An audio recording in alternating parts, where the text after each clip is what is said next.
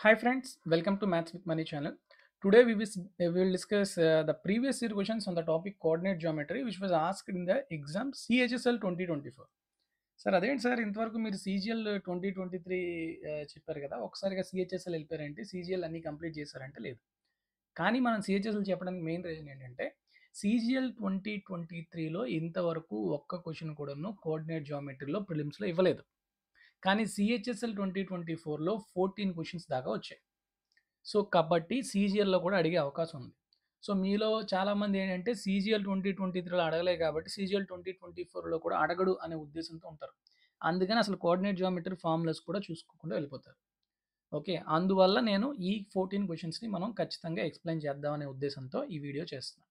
ఓకేనా? So let's start the video. Video start చేసే ముందు మీకు అందరికీ ఒక చిన్న announcement. We provided CGL 2023 previous year questions, uh, which was conducted in 39 shifts, that is 39 into 100, 3,900 questions. And also CHSL 2024, which was recently happened, that is July lo jarigindi, July first week lo. So total 36 shifts lo jarigindi, so total 3,600. Okay. So టోటల్‌గా ఇవన్నీ questions అమ్మా 7,500 questions ఇవి. అంతేనా? ఈ 7,500 questions అంటే 75 tests కదా అవి. చాలామంది ఏం చేస్తారంటే మీకు most of the coaching institutes గాని, ఎవరైనా అవ్వచ్చమ్మా. వాళ్ళు ఎంత బ్రాండెడ్ అయినా అవ్వచ్చు. వాళ్ళు ఏం చేస్తారంటే ఈ క్వెషన్స్‌నే వాళ్ళ మాక్ టెస్ట్‌లో రిపీట్ చేస్తారు. Most of the institutes okay. నేను 90% చెప్తాను. నాకు తెలిసినంత వరకును మోస్ట్ ఆఫ్ ది ఇన్‌స్టిట్యూట్స్ ఏం చేస్తారంటే ఈ క్వెషన్స్‌నే ఆ షిఫ్ట్‌లోనివి, ఈ షిఫ్ట్‌లోనివి ఇక్కడ తీసేసి మీకు మాక్ టెస్ట్ రూపంలో పెడతారనమాట. సో మాక్ టెస్ట్‌లో పెట్టి 75 టెస్ట్స్ పెట్టినప్పుడు ఎంత తీసుకుంటారు? డెఫినిట్‌గా చాలా ఎక్కువే తీసుకుంటారు. కానీ మనం are providing at very minimal amount. Okay. Very minimal అమౌంట్‌కి తీసుకుంటున్నాం. Okay. And here one thing I want to discuss. For CGL క్వెషన్స్‌కి ఆ ఫుల్ లెంగ్త్ టెస్ట్‌తో పాటు టాపిక్ వైస్ టెస్ట్స్ అంటే ఆ 3,900 క్వెషన్స్‌ని టాపిక్ వైస్ కూడా చేసి ఇవ్వడం జరిగింది. సో అట్లానే CHSL కూడాను ఇన్ ఫ్యూచర్ మనం చేసి ఈ కోర్స్‌లో పెడతాము. సో డెఫినిట్‌గా ఈ కోర్సెస్ అనేవి ఎవరైతే CGL ఇప్పుడు అపియర్ అవుతున్నారో వాళ్ళకి డెఫినిట్‌గా యూజ్ అవుతుంది. సార్ CGL ప్రిపేర్ అయ్యేవాళ్ళు CHSL ఎందుకు ప్రిపేర్ అవ్వాలి అనుకోవచ్చు. For tier 1 CGL, CHSL, MTS ఇవన్నీ కూడాను ఒకటే లెవెల్. పెద్దగా డిఫరెన్స్ ఏమి ఉండదు. కాబట్టి డెఫినిట్‌గా మీరు అన్ని మోడల్స్ కవర్ చేయాలంటే ఈ 75 టెస్ట్స్ రాసారనుకోండి చాలా కవర్ అయిపోతాయి. ఓకేనా? So let's go back to the video. See the first one. If equation of line P is x plus y equal to 5 and that of line Q is x minus y equal to 3. What are the coordinates of the point common to both lines? రెండిటికి కామన్గా ఉన్న point అంటే meaning ఏంటంటే intersection point. So intersection point of two lines ఎలా solve చేస్తాం మనం? రెండు equation solve చేస్తే సరిపోతుంది. సో ఎక్స్ ప్లస్ వై 5 ఇచ్చాడు, ఎక్స్ మైనస్ వై 3 ఇచ్చాడు. సో కాబట్టి ఎక్స్ వాల్యూ కావాలి అంటే ఈ రెండు కలిపి బై 2 చేయాలి. అప్పుడు ఎంత వస్తుంది? 4. y ఈక్వల్ ఎంత అవుతుందమ్మా? 5 మైనస్ 3 బై 2 చేయాలి. అప్పుడు ఎంత వస్తుంది? 1. So 4, 1 is the correct answer. ఇలా చేయొచ్చు. లేదంటే ఆప్షన్స్లోని ఏ పాయింట్ అయితే రెండు ఈక్వేషన్స్లోని సాటిస్ఫై అవుతుందో అదే కరెక్ట్ ఆన్సర్. చూడండి 4 ప్లస్ 1 5 సరిపోయింది. 4 మైనస్ 1 3 సరిపోయింది. కాబట్టి option C is the correct answer. Okay. Second one. If the point of intersection of lines x plus y equal to 2 and 2x minus y equal to 1 lies on y equal to kx plus 5, what is the value of k? So ఇక్కడ చూడండి, ఇక్కడ 2 lines intersect అయిన point నుంచే ఈ third line కూడా pass అవుతుందంట. Okay. అంటే దీన్ని డైరెక్ట్గా మనం ఏం చెప్పొచ్చు? వీటిని కాంకరెంట్ లైన్స్ అని కూడా అని చెప్పొచ్చు. ఓకే. సో కాంకరెంట్ లైన్స్కి ఉన్న డెఫినేషన్ మీరు అది కూడా వేయచ్చు. 1a1 a2 1b1 b2 are లేకపోతే a1 a2 a3 b1 b2 b3 1 1 1 అలా చేయొచ్చు. ఓకే. అలా చేసి మీరు సాల్వ్ చేసిన ఆన్సర్ వస్తుంది. ఓకే. లేదు అంటే area of triangle is 0 points బట్టి అలా అయినా చేయొచ్చు. ఓకే. కానీ ఇక్కడ మనకి ఏంటి? లైన్స్ ఇచ్చాడు. అంతేనా? లైన్స్ ఇచ్చాడు. కోఆర్డినేట్స్ కాదు, లైన్స్ ఇచ్చాడు. సో లైన్స్ కాంకరెంట్ లైన్స్ అంటే 3 లైన్స్ ఒకే పాయింట్ నుంచి పాస్ అవుతుంది. సో దీనికి ఈజీగా మనం చేసుకోవాలంటే ఒకటే అమ్మ. ఈ రెండింటిని సాల్వ్ చేయండి. సో అప్పుడు మీకు ఎక్స్ వాల్యూ ఒకటి వస్తుంది, వై వాల్యూ ఒకటి వస్తుంది. అది దీంట్లో సబ్స్టిట్యూట్ చేయండి. అంతే. చాలా simple. So x plus y equal to 2, 2x minus y equal to 1. ఈ రెండు యాడ్ చేశాను అనుకోండి, y క్యాన్సిల్ అయిపోతుంది, 3x equal to 3. So x equal to ఎంతమ్మా 1. x1 ఫస్ట్ ఈక్వేషన్లో వేసాను అనుకోండి, y ఈక్వల్ టు ఎంత వస్తుంది 1. So point of intersection of first two lines is 1, 1. So ఆ 1, 1 ఈ థర్డ్ లైన్లో పాస్ అవుతుంది, థర్డ్ లైన్ సాటిస్ఫై అవుతుంది. సో కాబట్టి ఎక్స్ వై ప్లేస్లో 1, 1 వేయండి. 1 ఈక్వల్ టు k ఇంటూ 1 అంటే k ప్లస్ 5. సో కాబట్టి k ఈక్వల్ టు ఎంత వస్తుంది, 1 మైనస్ 5 అంటే -4. Option B is the correct answer. ఓకేనా. నెక్స్ట్ థర్డ్ వన్ చూడండి. If the intersection points of the equations 3p minus 2x plus 2q plus 23 equal to 0 and -2p plus q minus 13 equal to 0. అంటే ఇక్కడ X why బదులు పీక్యూలు ఇచ్చాడు అంతే, ఇంకేం లేదు. On the graph is p, q. So ఈ రెండింటి యొక్క పాయింట్ ఆఫ్ ఇంటర్సెక్షన్ ఏంటంటే p, q అంట. Then find the value of 3p plus q అన్నాడు. సో చూడండి, 3p minus 2q plus 23 equal to 0 minus 2p plus q minus 13 equal to 0. So ఈ రెండింటి నుంచి మీరు ఈజీగా సాల్వ్ చేయొచ్చు p, q అనేది. ఓకే, సాల్వ్ చేసి p ప్లేస్లోని ఇక్కడ 3p plus qలో p value q value substitute చేస్తే సరిపోతుంది. ఓకే, అర్థమైందా ఆల్ ఆఫ్ యూ? ఇప్పుడు చూడండి, ఇప్పుడు మనకి సో ఈ సెకండ్ ఈక్వేషన్ చూసారా, ఈ సెకండ్ ఈక్వేషన్ కనుక నేను 2తో మల్టిప్లై చేశాను అనుకోండి ఫర్ సపోజ్, అప్పుడు పైన -2q ఇక్కడ కింద +2q అవుతుందా? ఓకే, సో చూడండి, ఇది ఎంతతోని 2తో మల్టిప్లై చేశాను, అప్పుడు -4p + 2q -26 equal to 0.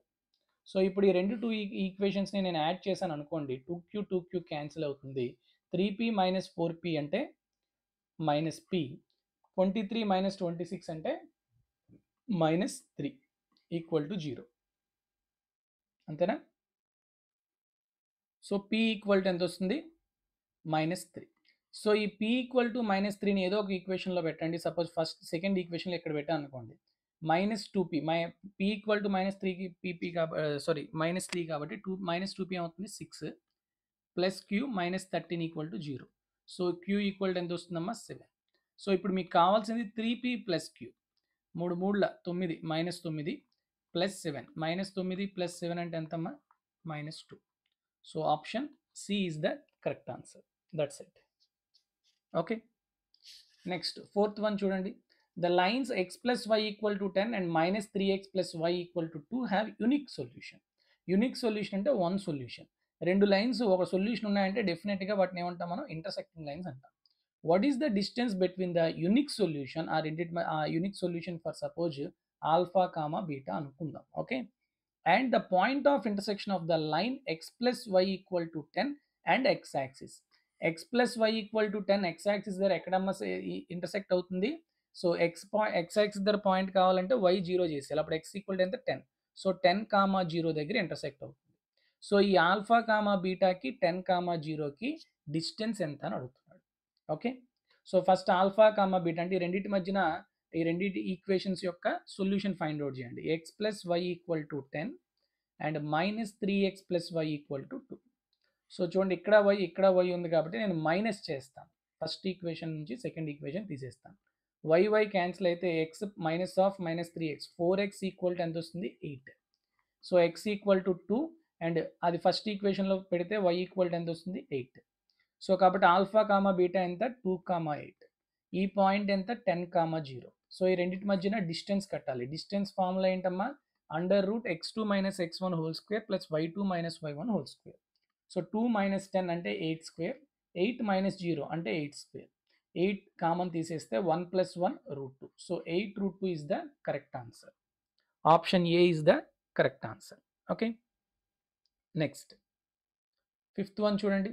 The graphs of two linear equations x + 2y = 15 and 4x + 8y = 13 will be ప్యారలల్లా, కోఇన్సిడెంటా, ఇంటర్సెక్టింగ్ ఎట్ 1 పాయింటా, ఇంటర్సెక్టింగ్ ఎట్ 2 పాయింట్స్ అని అడుగుతున్నాడు. సో మనం ఆల్రెడీ చెప్పాం, టూ ఈక్వేషన్స్ అనేవి ప్యారలల్ అవ్వాలి అంటే a1/a2 ఈక్వల్ టు b1/b2 అయ్యి నాట్ ఈక్వల్ టు c1/c2 అయితే ప్యారలల్. ఆ c1/c2 కూడా ఈక్వల్ అయిపోతే కోఇన్సిడెంట్. అసలు A1/A2 B1/B2కే నాట్ ఈక్వల్ అయిపోయింది అనుకోండి, వాటిని మనం ఇంటర్సెక్టింగ్ లైన్స్ అంటాం. Intersecting at 1 point. అంతేనా? సో ఈ కండిషన్స్‌లో ఏ కండిషన్ ఈక్వల్ అయిందో చూద్దాం. A1 ఇక్కడ 1, A2 4. సో 1/4. ఇదెంతమ్మా 2/8. ఓకే, 2/8 అంటే మళ్ళా 1/4. C1/C2 చూద్దాం 15/30. సో కాబట్టి ఎక్కడ వరకు ఈక్వల్ అయ్యాయి? A1/A2 B1/B2 ఇవి మాత్రమే ఈక్వల్ అయ్యాయి. అంటే ఏమవుతుంది మనకి? Parallel lines. Option A is the correct answer. Clear? Suppose మనకి C1/C2 కూడా ఈక్వల్ అయిపోయి ఉంటే కోఇన్సిడెంట్ లైన్స్ అయి ఉంటాయి. Okay, next 6th one. For what positive values of k do the following pair of linear equations have infinitely many solutions? Infinitely many solutions అంటే the line should be coincident. మనం already system of equations లో చెప్పుకున్నాం.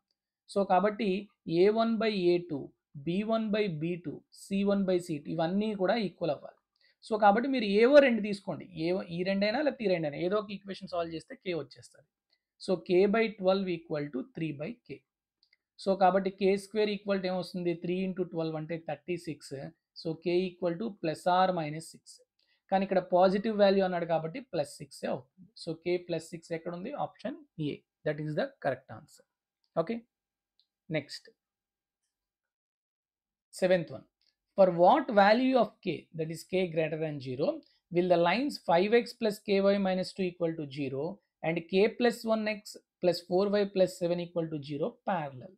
Parallel అంటే ఏం చెప్పాం? A1/A2 equal to B1/B2 అవ్వాలి అంతే.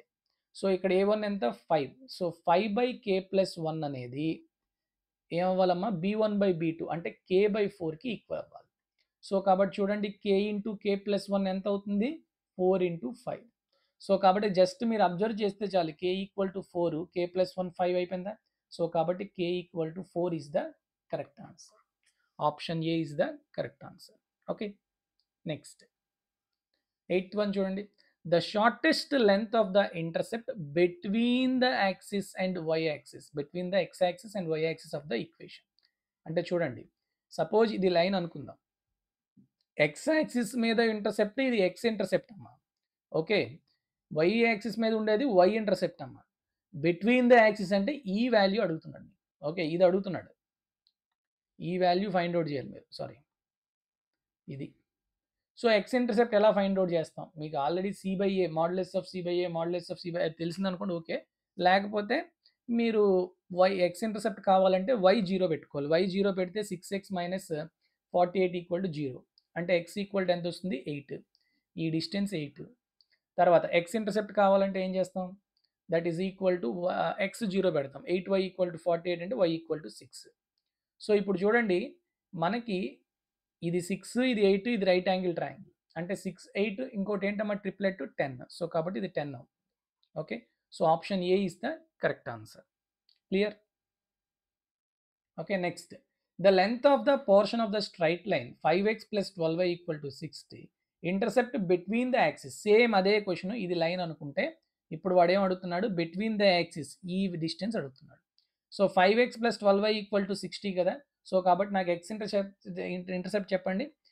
5x equal to 60 అంటే x ఈక్వల్ టు 12. సో నాకు అలానే y ఇంటర్సెప్ట్ చెప్పండి. x 0 కాబట్టి 12y ఈక్వల్ టు 60 అంటే y ఈక్వల్ టు 5. సో 5 12 అంటే ఇది ఎంత అవుతుంది? 13. సో ఆన్సర్ ఎంత? 13. Option B is the correct answer. Clear? Next, if the graph of the equation 20x plus 21y equal to 420 cuts the coordinate axis at p and q, then what is the measure of the length of pq? So చూడండి, ఇక్కడ p ఇక్కడ q coordinate axis అంటే ఇది x axis, ఇది y axis అనుకుందాం. Same అవే question అనమాట. అంటే ఇక్కడ లెంత్ ఆఫ్ pq ఇది అడుగుతున్నాడు. సో చెప్పండి, y ఇంటర్సెప్ట్ ఎంత, x ఇంటర్సెప్ట్ ఎంత చెప్పండి. So first x intercept y 0 పెట్టండి. x ఈక్వల్ టు ఎంత వస్తుంది? 20x ఈక్వల్ టు 420 అంటే x ఈక్వల్ టు 21. అలానే 21y ఈక్వల్ టు 420 అంటే y ఇంటర్సెప్ట్ ఎంత వస్తుంది? 21 2s అంటే 20. సో 20 21 29 ట్రిప్లెట్ అంతేనా. సో కాబట్టి 29 option B is the correct answer. That's it. Next 11th one చూడండి. If a circle whose centre is 2/3, centre ఎంత అంటమ్మా? 2/3 అంట. ఓకే, టచెస్ ద లైన్, ఒక లైన్ని టచ్ అవుతుంది. టచ్ అవుతుంది అంటే ఒక సింగిల్ పాయింట్ దగ్గర టచ్ అవుతుంది. అంటే ఇప్పుడు ఈ లైన్ ఏమైందమ్మా? Tangent. Then the radius of the circle. So point of contact center join చేస్తే వచ్చేదే రేడియస్. ఖచ్చితంగా రేడియస్ అనేది టాంజెంట్కి పెర్పెండిక్యులర్గా ఉంటుంది, మనం జామెట్రీలో నేర్చుకున్నాం. సో కాబట్టి ఈ డిస్టెన్స్ని ఏమని చెప్తాం మనం, it is the perpendicular distance from the point 2,3 to the line. Yes. So what is the formula, d equal to modulus of ax1 plus by1 plus c by under root a square plus b square. అంతేనా? సో చెప్పండి, అంటే ఏం లేదు, ఇచ్చిన equation of లైన్లో xy ప్లేస్లో ఈ పాయింట్ వేయాలి 2,3. ఓకే. సో చెప్పండి, modulus of 4 into 2 8 plus 3 into 3 9 minus 7 by under root A square plus B square అంటే 4 స్క్వేర్ ప్లస్ 3 స్క్వేర్. సో 8లో 7 తీస్తే 1 1 plus 9 10 3 square plus 4 square under root అంటే 5. సో 10/5 అంటే 2. So 2 units is the correct answer. Okay. Next 12th one చూడండి.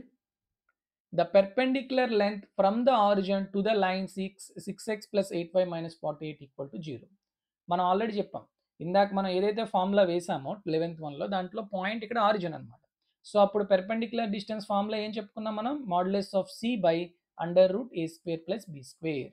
So c అంటే constant, modulus of minus 48 అంటే 48 by 6 square plus 8 square under route.